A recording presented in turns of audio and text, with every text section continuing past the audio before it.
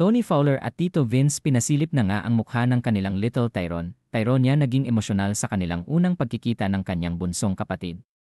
Naging madamdamin niya ang pagbahagi ni Tony Fowler sa kanyang journey sa panganganak sa kanyang pangalawang baby na si Baby Tyron. Sa naging panganganak nga niya ay naibahagi niyang malaki nga ang pagsaludo niya sa lahat ng ina sa buong mundo dahil sa hindi matatawaran ang sakripisyo ng magulang mailuwal lamang ng maayos.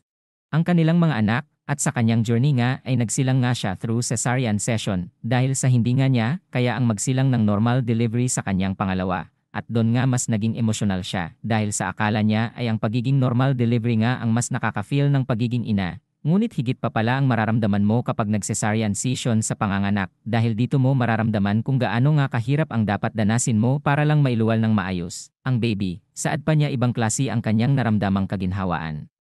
Naisapubliko na nga din ni Mommy Oni ang mukha ng kanyang super cute na baby na talagang kamukhang-kamukha nga ni Tito Vince at saad pa nga ni Vince ay talagang nakuha lahat sa kanya ang mata, ang ilong at ang mukha ay talagang kanyang-kanya lahat na talagang sinang-ayunan din ni Tony.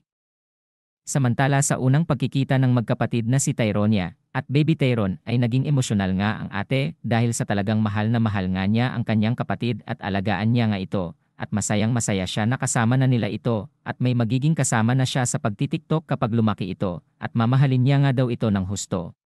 Umulan naman ang paghanga sa mga netizens para kay Tony dahil sa tindi nga din ng kanyang lakas ng loob at hindi din nga basta-basta ang mag-deliver ng baby. Through cesarean section dahil talagang 50-50 na nga din ang buhay mo dito kahit sa normal man din. Hinangaan din ang Toro family sa kanilang todo support sa kanyang new journey ngayon bilang isang new nanay kay Baby Tyron at alam ng mga fans ni Tony na malayong-malayo din ang mararating ni Baby Tyron dahil talagang susubaybayan ito ng kanyang mga followers soon kapag lumaki na ito. Nagpasalamat naman si Tony sa lahat ng nagpray sa kanyang fast recovery at sa mga taong nagmamahal din talaga sa kanya at walang sawang sumuporta sa kanyang pregnancy journey.